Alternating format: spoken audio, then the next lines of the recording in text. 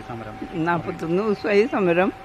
ഞങ്ങളുടെ റവന്യൂ അവകാശങ്ങൾ സ്ഥാപിക്കുക മാത്രമല്ല, അത് അധികാര സ്ഥാനത്തിൽ നിന്ന് ഞങ്ങൾക്ക് അതിനുള്ള കടലാസുകളും രേഖകളും കിട്ടി ഞങ്ങൾക്കുള്ള കേസുകൾ പിൻവലിച്ച് ഇനി ഒരിക്കലും ഇങ്ങനെ ഒരു ബുദ്ധിമുട്ടില്ലാത്ത വിധത്തിൽ ആക്കിയെങ്കിലാണ് ഞങ്ങൾ സമരം പിൻവലിക്കുള്ളൂ. അതുകൂടാതെ ഈ വഖഫ് എന്നുള്ള നിയമ ഭേദഗതിക്ക് കേരള ഗവൺമെൻറ്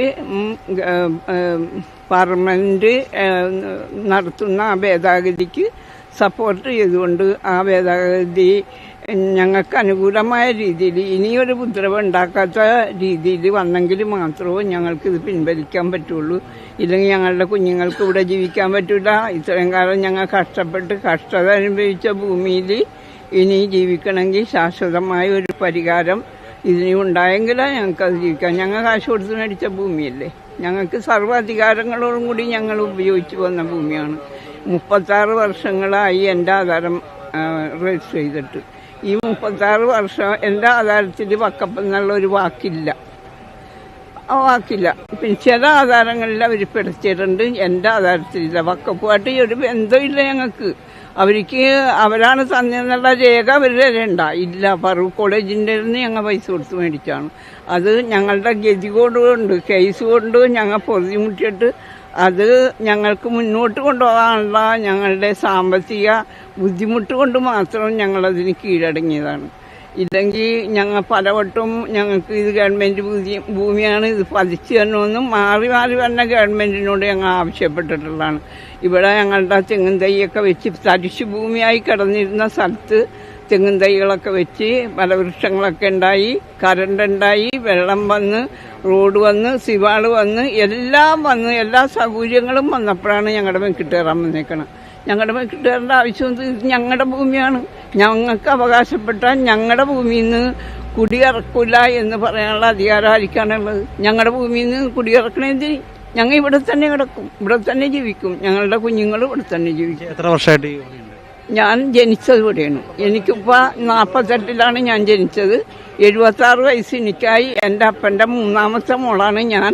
എൻ്റെ അതിൻ്റെ അപ്പൂപ്പനായിട്ടും തന്നെ കടപ്പുറത്തുകാരി തന്നെയാണ്.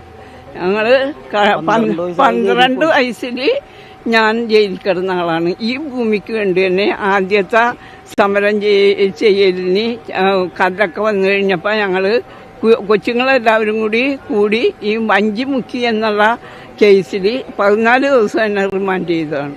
അത്ര പോലും ഒരു അധികാരമില്ലാത്ത സ്ഥാനത്ത് അത്ര പോലും അനുഭവിച്ചു പോകുന്നതാണ്. ഞങ്ങൾക്ക് പോലീസിനെ ഫറൂഖ് കോളേജിനെതിരെ സമരമായിരുന്നു. അത് ഇവിടെ ഉള്ള ഒരു മുതലാളി എന്നെ കൂട്ടുപിടിച്ചുകൊണ്ടാണ് ആ ചിറകെട്ട് ചെയ്തത്.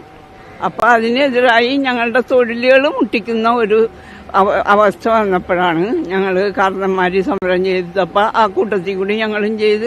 ഞങ്ങൾക്ക് പോലീസിനെ മറ്റുള്ള ഒന്നിനെയും പേടിയില്ല. ഞങ്ങളുടെ ഭൂമിക്ക് വേണ്ടി ഇവിടെ എന്ത് തന്നെ സംഭവിച്ചാലും, ഇവിടെ മരിച്ചു വീഴേണ്ട വന്നാലും പിന്മാറുന്ന പ്രശ്നമില്ല.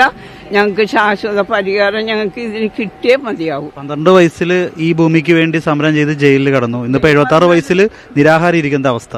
14 ദിവസം ഞാൻ ജയിലിൽ കിടന്ന്. എന്നിട്ട് കോടതിയിൽ ഞങ്ങളെ അമ്മമാരെയൊക്കെ ഹാജരാക്കിയപ്പോൾ എന്നെ ഹാജരാക്കിയില്ല. അപ്പം കോടതിയുടെ അകത്ത് ഞാൻ കയറിയിരുന്നപ്പോൾ പോലീസ് പിടിച്ച് പുറത്തിറക്കുകയാണ് ചെയ്തത്. അവിടെ കയറാൻ പാടില്ല, പിന്നെയും കൊണ്ടുപോയിടുമെന്നും പറഞ്ഞിട്ടുണ്ട്. പക്ഷേ യാതൊരു നിയമവിരുദ്ധമായ കാര്യമാണ് ചെയ്യണമെന്ന് അവർക്കറിയാം. പക്ഷേ അത്രയും പോലും എന്നിട്ട് ഞങ്ങൾ പിന്മാറിയിട്ടില്ല. ഇപ്പം 76 വയസ്സായി. 76 വയസ്സിലും ഈ ഗതിയാണ് വന്നേക്കണം. അപ്പം പിന്നെ ഇതിന് ഞങ്ങൾ പിന്മാറില്ല. ഇവിടെ തന്നെ ജീവൻ നഷ്ടപ്പെട്ടാലും ഇതിൻ്റെ ഒരു നല്ല ശാശ്വത പരിഹാരം ഞങ്ങൾക്ക് കിട്ടാതെ ഞങ്ങൾ പിന്മാറില്ല. ഓരോ കുഞ്ഞും അതിൻ്റേതായ ശക്തി പ്രകടിപ്പിക്കും. ഞങ്ങൾ പൊരുതും. ഞങ്ങൾക്ക് ചുറ്റും ഐക്യദാർഢ്യം പ്രകടിപ്പിച്ചുകൊണ്ട് ഈ കേരളം മൊത്തമുള്ള ജനങ്ങൾ ഞങ്ങളുടെ കൂടെയുണ്ട്.